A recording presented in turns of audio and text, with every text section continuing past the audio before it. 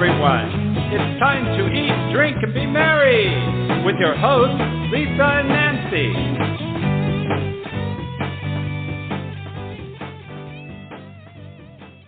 Now, if you really want to eat and be merry, go to the Peanut Patch in Yuma, Arizona, or go to their website. It's open year-round. It's thepeanutpatch.com. You can shop anytime, anytime, even at 2 in the morning. If you've got a craving for fudge or you got a craving for some peanut brittle, like that's the place to go to.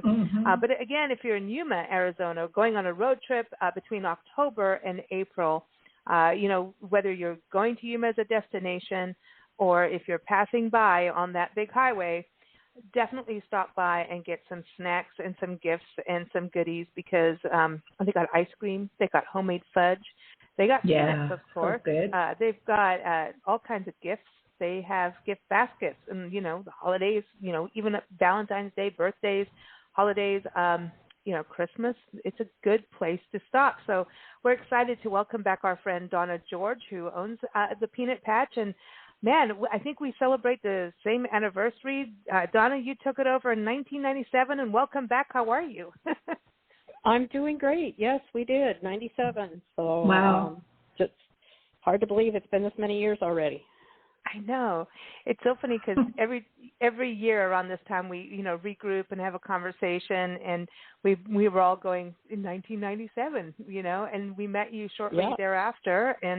But let's go back for those for the first time hearing about the Peanut Patch. This goes back to Yuma, Arizona, being an agricultural hub known for lettuce and winter crops. Really huge in that industry, but peanuts were there way back when too, and that's kind of how the Peanut Patch started, right? Yes, it got started because the people who were homesteading the area, they call it the Mesa, they wanted to try some different things so that they could earn their property, and peanuts became a big industry for them.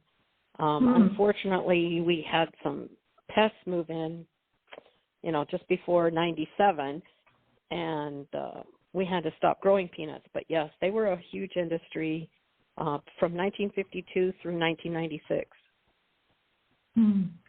Wow. And so it stopped. I know you had whitefly come in, and that kind of changed the scene. But who started the Peanut Patch in the beginning? Who was the family? Okay, that was Jerry and Franny DeDeer, and she's the one that made up our peanut brittle recipe, which is the number one seller in our store. I'm sorry, that stuff is too yummy. It is so addicting, and it's so good. Yes. We call it Franny's Famous Peanut Brittle, made pretty much daily at the store. It's so good. And when you go on a tour, and I love that you do the tours, and I know that's happening January, February, March. Everyone, if you're in Yuma at 10 a.m., on Tuesdays and Fridays, you're going to want to do this. We've done it quite a few times actually, and brought friends in and travel writers, and you take us through and actually teach us about the peanut. A lot of us think it's a nut, and it's not. It's a legume. You tell us how it grows, but you really get into the history. But the end part, you take us into the kitchen, that big giant slab of peanut brittle. Like you want to dive into it, and you basically have to hold everybody back because the first thing we want to do is touch. It just looks so delicious. I mean, how big is that piece of peanut brittle? That's huge. Huge. That one is 17 pounds. Wow. Each batch, that's a full batch. So, and that marble slab, of course, is beautiful that we pour it out on, and that's kind of the uniqueness of our peanut brittle. You can use other methods anymore. They do cooling tables where they have water cooling it, but the old-fashioned way is still the best. Yeah. Kind of like ice cream, Yep. But you make ice cream too? You serve ice cream? No, you make fudge. You make fudge. Yes, we do. Fudge. We make lots and lots and lots of fudge. Lots of flavors, flavor of the month. So the flavor of the month until the end of November is pumpkin. Then we go to cranberry, which people love our cranberry fudge. It's awesome. That's how many for the flavors holidays? do you have? How many flavors do you think you've created? You know what? I've kind of lost count, Lisa, but it's like 180. Wow. Yeah, it's like 180 different flavors. You could spend all day looking at what kind of fudge you want. Tasting it. Yeah. Oh my gosh. Well, the table, I think she can put about 35 to 40 flavors on the table at one time. So some of them, come in and out. They'll be in for a short while, and then something else takes its place, so that we can rotate, other flavors through. And one of the new ones she's done that has really taken off is pistachio fudge. Now, we don't put pistachios in it, which is odd, but the recipe calls for walnuts, and but the flavoring is really good, and it's become a real popular one. Wow. Well, surprising enough. This is something you ship year-round, right? It's fudge. You can do that. Well, as long as we have it made, because it's hard to make in the summer because you can't just make a pan. You have to make a batch. And a batch is a pretty good amount. So, however, heat, you can ship it in the heat, because, in the summer here it gets a little warm. Yeah. And fudge doesn't melt like chocolate candy does. So, yes, as far as that part of it, we can. Provided we still have some, we definitely can ship it even in the warmer temperatures. And everyone, Yuma is known as is designated the world's sunniest place on Earth by the Guinness World Book of Records, or Guinness Book of World Records. And so, it is hot in the summer, but a lot of visitors go there for. I know from Europe, when normal days they don't. Yeah, they don't mind. They want to feel it. They want to feel the heat. They do. And honestly, having been to the colder parts of our country, we get it. I want that. We get it now. My body is in Yuma temperature, Tucson temperature, 29 Palms, Joshua. My body understands desert and coast. It doesn't understand, and I understand snowbirds. I understand, and I understand why you seek sunshine. Yes. I really do. And you need to go to Yuma. It's sunny year-round. It's wonderful and a beautiful destination. You've got the Colorado River. You've got shopping, a beautiful historic downtown. Obviously, you've got to go see Donna and load up on candy. That's the other thing. You've got candy. This is not like, in Halloween, you go down your I didn't want to say the big store names, but you go down the typical grocery store. It's not the same candy. We're talking real candy. You want, you remember when we were kids, we'd go to the candy store and they, the penny candy and all of that. It's not penny candy anymore, but when you can find candy like this, I am a kid in the candy store, kid in your store. It's dangerous. It's fun. It is, we do have, and we carry some of the nostalgic stuff. We try to find stuff that we had when we were kids, and several of my clients that are my customers are in the older age bracket, and it's so fun to see something we had when we were kids and say, oh, I remember that, and it, of course, makes for conversation. But don't forget, we also carry healthy stuff, Lisa. We have granolas, and we have almost every nut there is. Because we're pretty nutty over there, I was going to say, are you talking about us? No, we'll be back, and the nuts are back in the house. But the healthy, you do have a good balance, because even candy, you have sugar-free candy too, because a lot of us are watching sugar, which is so cool to have sugar-free. But you've got now soups.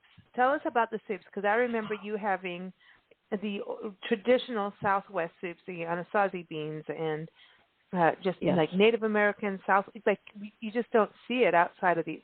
Honestly, we've traveled the country, Donna, we don't see it. It's rare. Well, and what we've found is really our soup line is just going crazy. People are back into cooking, I think. I think the pandemic made people, dig out the old recipes and, enjoy making something that they could enjoy with the families. And so our soup line that we have two different ones that are, we can hardly keep them stocked because they're just selling out. And there's probably 25 flavors, different soup mixes. And we've tried them at the store. I can feed my entire crew with one packet of soup. Wow. You know, like that they bring a little sandwich with it, bowl of soup and a sandwich, and they're good for the rest of the day. Wow. So our soups are really awesome.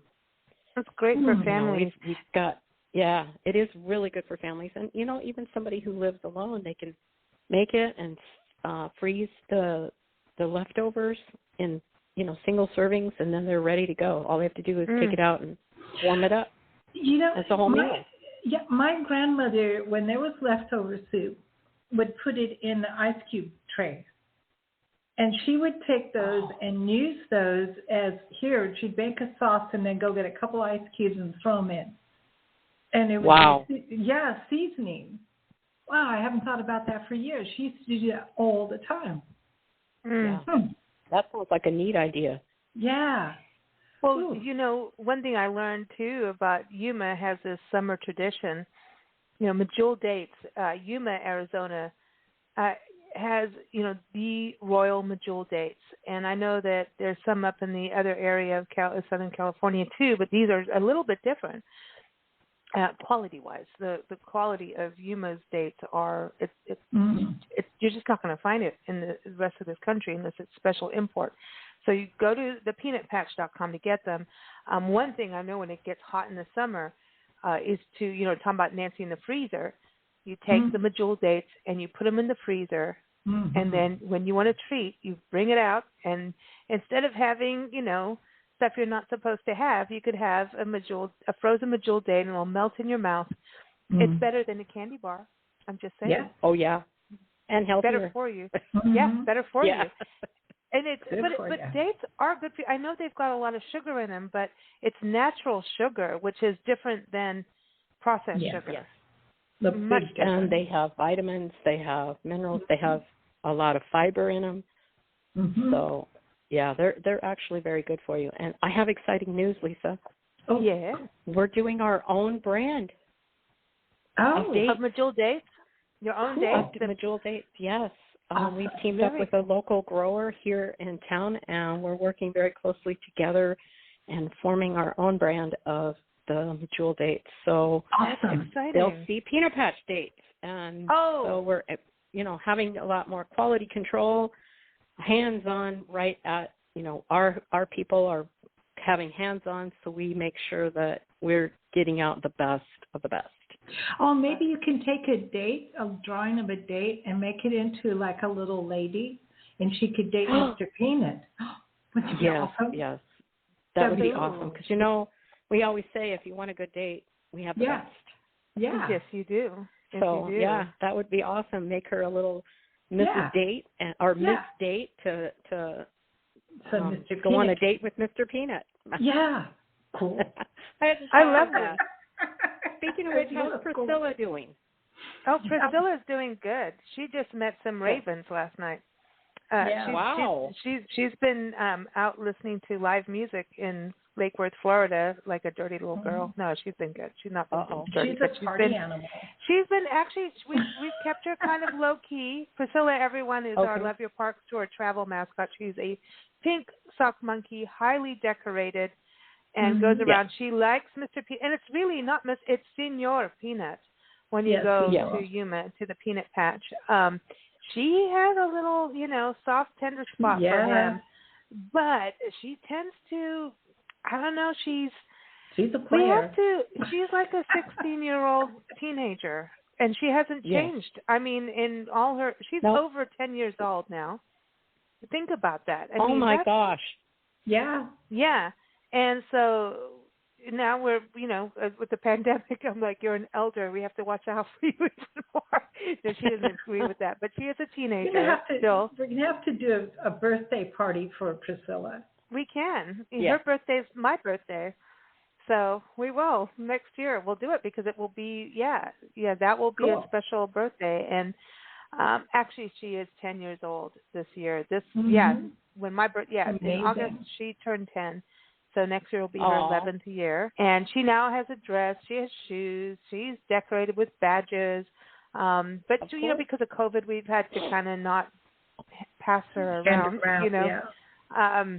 But we're getting a little bit better. And But I do know she does miss Mr. Peanut, and she would like Yeah. to see him. And hopefully we'll see you in February, and they can have a little, Mr. Peanut Priscilla time, and maybe she'll have to get over the fact that there'll be a Miss Majul. You know. I guess she will, huh? Mm-hmm. They'll have to be friends and get on with it, and They'll just have to, Yep. And Priscilla does know she's the passerby, so let the two have their solid dating time. Well, don't forget she's a monkey and she eats both dates and peanuts. Yes, she does. She does. That's true. That's true. Yeah. Well, So she's doing well that in Florida because there's palm trees like in Yuma, and there's iguanas. There's papayas, but and alligators. So once in a while, we kind of feel like we should let her go swim with the alligators, and then we go, all right, we'll be nice. I don't think so. Get mad at us. I know. What will happen if something happens to Priscilla? People will literally get mad at us. Like we think about that. They would. I do think they would be very upset. Mm-hmm. I remember we were on somebody else's show talking about the Love Your Parks tour as we travel, and he's, Priscilla comes up and he goes, well, when you're done with the tour, which obviously we're never going to stop this. He says you should auction off Priscilla, and it was like, how dare you say we auction off Priscilla? Like, would you get rid of Senor Peanut? She's part of your family, like he is mine. Yeah, Mm-hmm. you can't get rid of your mascots. They're your buddies. They're your family. They're no. Mm-mm. All right, so I do have to talk. The holiday season is here, so gift baskets and that's got to be already happening. Yeah, tins. We've got lots of different gifts, and we have a lot of souvenirs, Lisa. A lot more than what you've seen in your recent visits. We've become kind of a place for people to come and find Arizona souvenirs, Yuma souvenirs. Cool. And we're even carrying Yuma High crimware from the Yuma High School, helping support some of our kids. I have two grandkids that are criminals at the Yuma High School, and, crimware is known nationwide. So well, tell everybody, those who think, okay, when you say your grandkids are criminals. And crimware, we got to just say this is good criminals, because you've got to think about the Yuma Territorial Prison. It is a very famous prison in Yuma, historic. It's part of the Yuma Crossing National Heritage Area. It's a state park, and you can go in there and see where, oh my gosh, where scorpions were dropped on the prisoners. There's some notorious gangsters, including Pearl Hart, who spent time there. It is, if you like prison history and even ghost history, you've got to go to the Yuma Territorial Prison. Yeah, it is cool. But at one point, after a fire from the school, the high school kids, after it was an actual working prison, and they still get calls, by the way, to this day for inmates, and there's a different prison for them now. But the high school kids were there in the prison, right? At one time, went to school on the prison grounds. For about 2 years, they had to use the prison because it was the only thing that was large enough to house the kids. Wow. So, yes, they did attend school at the prison, and that's kind of how the criminals became about. Yeah. I think it's cool because in a way it's like, you will behave yourself. You see those cells? You don't want to see yourself in there. Don't you do it.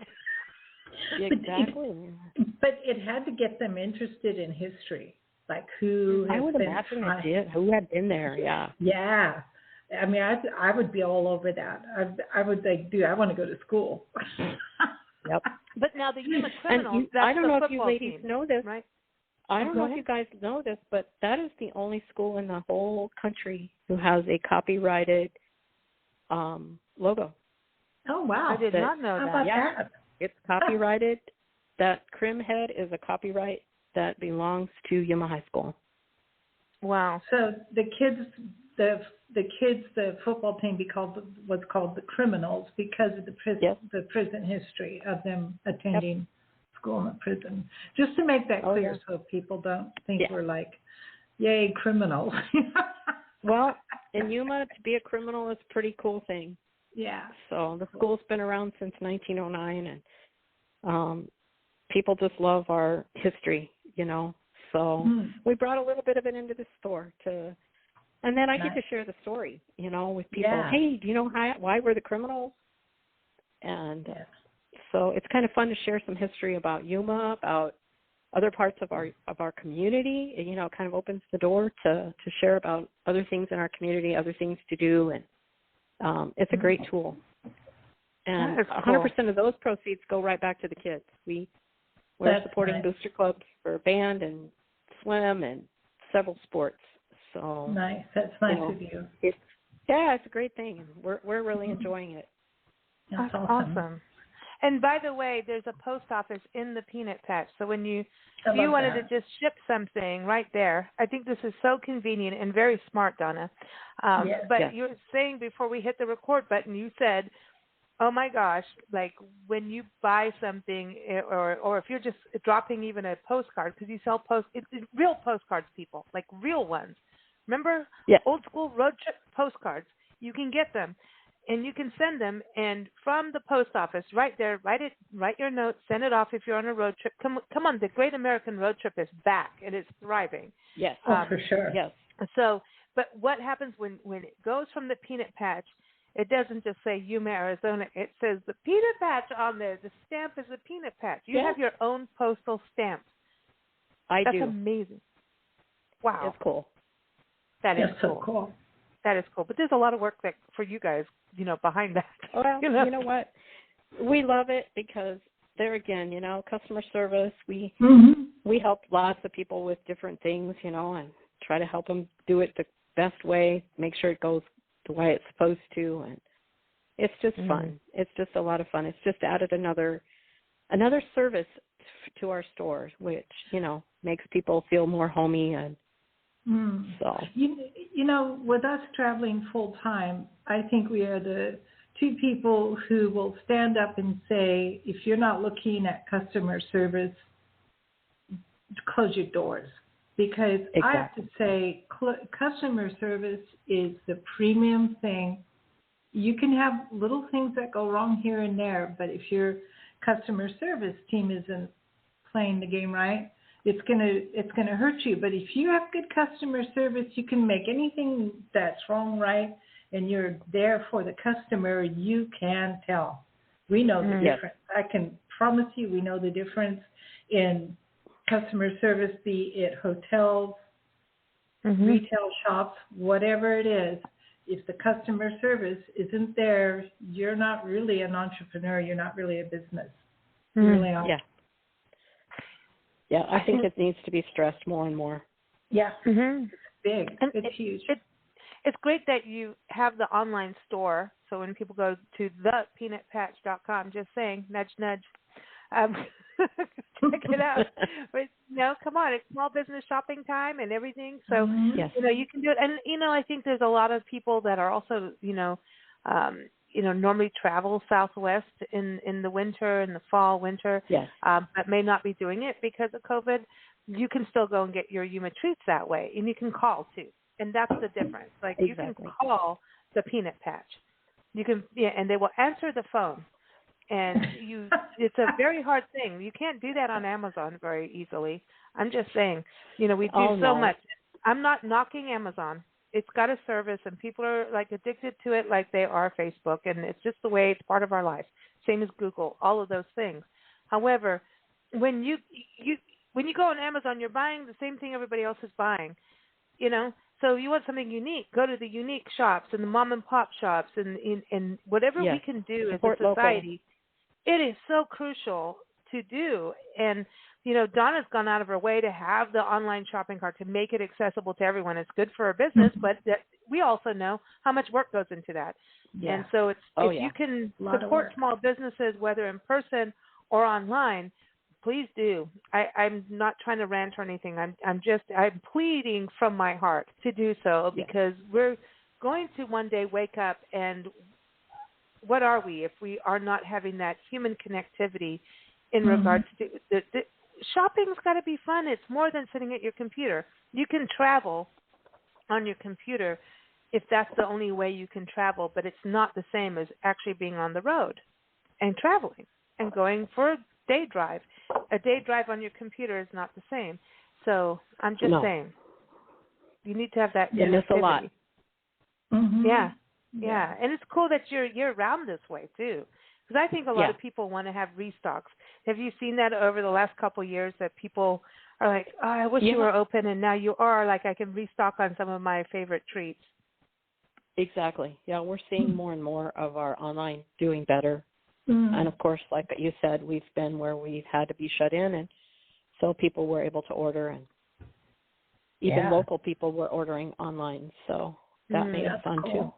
Yeah, that's cool. Awesome. And the shipping is are you seeing more people from, up north and in the Midwest area doing Canada more online is shopping? open, and we're seeing our Canadian friends. So that is it's fantastic. awesome to see them. Yes, they've been rolling in pretty steadily this last week. Cool. Oh, really? And, so as soon as the gates so lifted, glad it's to be like able we're to out. come back. Yeah. Well, they've been so closed in.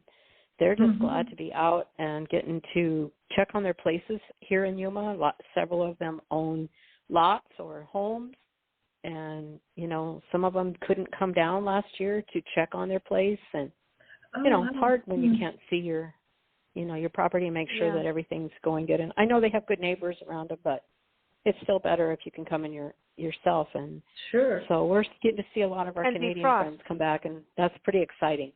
Yeah. No, that is cool because it's, they may be a seasonal, but they're seasonal friends. They come in, they're part of the community.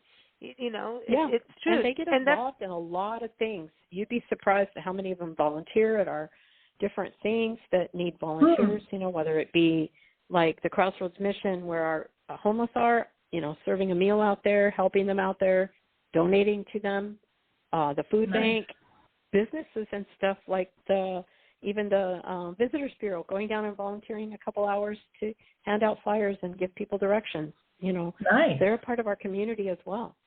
Wow. Yes. So I love that you say that. It hurts us when we miss them. Yeah. Yeah, of course. I mean, I think the whole obviously world financially, but but then they, like I said, they put back into our community as well. That's I think the biggest thing that's changing in travel now is people are starting to really have something that transforms them and changes them. It's not just about sustainable tourism. It's about, I want to go and do something. So if someone comes to Yuma, it's not just about doing all the fun things like canoeing down the river. Maybe it's like, you know what, I'm going to canoe down the river, but the next day I'm going to go back and volunteer to clean out invasive species. And when you do those kind of volunteer things, you actually learn more about an area. Nancy and I, as we travel the country, pet sitting turned out to be the best thing. I mean, I wish we should have done this 10 years ago, Yeah, we should. Because you get your hands into a community, you have to learn, because of having responsibility connects you in a deeper way. And that's what it is us now. And that doesn't mean you don't go to hotels. We go to hotels. We go to bed and breakfast especially. And independent hotels as much as we can. And a lot of people, if it's a franchise, don't forget that's still a business owner behind that. That's right. So you can't just go the big block, this and that. But you support those business owners as much as you can. But it is about jumping into the community as much as you can, even the community events versus the big fancy ones all the time. Go to the actual small bake sales, and there's the corn event we went to in Somerton. The corn, but it helps the kids it helps an entire high school be built. Like seriously, going to a corn festival built at high school. Too much fun. So it's well on its way. Yeah. So I think that's and we have wonderful. the Tamale Festival coming up in December. So see, I miss the Southwest now. I believe it's the 18th, and oh man, I can taste those yummy tamales. I'm gonna miss the Southwest now. This is bad. And and we're gonna have a winter bash at the Peanut Patch too on the 11th of December. Oh. We're starting to put it together, so cool. Everyone, some of our smaller vendors get a chance to showcase their products. Oh, nice. So everyone, to peanutpatch.com, December 11th, 2021. because I know these podcasts go out there for years. And follow them on Facebook. They stay up to date with, everything on Facebook. It's great to follow them there. And, of course, keep up with us, too. TheBigWinRadio.com. You'll see us, and we'll get this out. We're excited. I think it's so cool to hear all these positive growths for Yuma, with community, with your business. And congratulations on another year, Donna. Mm-hmm. That's awesome. All right, and congratulations to you guys as well on another year. I know, man. We all look like 20 years younger, right? 25 years younger. Getting younger by the day. Yeah, and exactly. I'm getting skinnier by the day. Don't you even believe one single second of it. And by the time I get to Donna's store, I'm loading up. I'm loading up. All right. I want jelly beans. I want licorice. Black licorice. Peanut. If I get some, I will let you know too. Peanut brittle. Oh my! That's my thing. thing. To get the peanut brittle. Yeah, the peanut brittle, the peanuts. Oh my gosh! Don't leave out the fudge. Or the pickles. You got pickles and salsas. Listen, I do. I have. We have the. Yeah. Ooh. Almost a little grocery store. Yeah. Okay. Almost. If you're but going to put a gift basket together for the Southwest, because you can kind of tell we're kind of homesick, right? Just kind of, Well, there's certain food, and there's just the salsa isn't the same. I'm just saying, I'm not whining and complaining, but there's things, jalapeno and things, we're in Florida, so I'm doing a lot better right now, and then in a week from now, it'll all change. And it'll be cheese curds or something, which I'm not complaining about those either. Not at all. Complaining. You must be headed north. You must be headed to the Midwest or whatever. Well, we're kind of doing a twirl around. It's actually we're going to the land of beer, Asheville, and then Tennessee. But you don't see as much jalapeno kind of thing. No. So you know what I mean. So the Southwest. If you're going to do a gift basket for the holidays as a gift that had Southwest goodies in it, like what would you put in there? And then I'm going to cry after this interview because I really want it. Oh, man, we can definitely do a Southwest gift basket. We have chili mango to die for. Oh. Chili pineapple, salsa, hot peanuts, like chili peanuts, jalapeno peanuts. We have jalapeno peanut brittle that we make right at the store. That's it. Not really right hot, there. but has just that little, Zing. Got the zing. Yeah, and, we even make jalapeno caramel fudge. Wow. People love it. Yeah. No. Yeah. It is awesome. So, see, you're missing that Southwest. And the soups, what would you throw in for, like, the Oh, soup goodness. You could do a tortilla soup, or you could do an enchilada soup, or you could do a chili. Why did I ask this? All of those would, And then, of course, we have the anasazi beans that make just the best. So, I could easily build you a Southwest gift basket. I'm very homesick and I'm hungry. It's dangerous.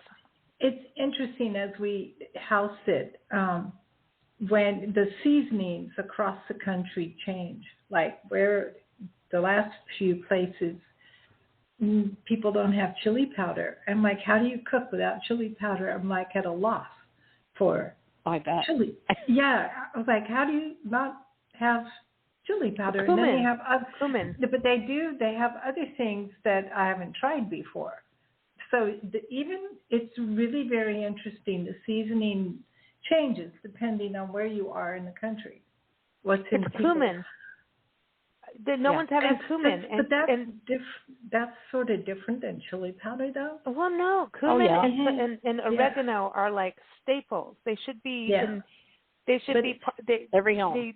Every home needs to have chili, cumin, They don't and have oregano. chili powder in the last few homes, and I'm like, oh, that's weird. One has curry, and I'm like, thank you. At least we have that. Yay. So it's but it is interesting, depending on what state you're in or what part of the state you're in, that the seasonings change. It's interesting. It really is. Well, when we were up in Maryland, remember the Hummingbird Inn bed and breakfast we stayed in? This is in Maryland, right near the Chesapeake Bay. Mm-hmm. And he did bacon Oh my gosh, brandied good. bacon that he marinated overnight in brandy and I think it was I'm going to get it wrong, and Old Bay seasoning.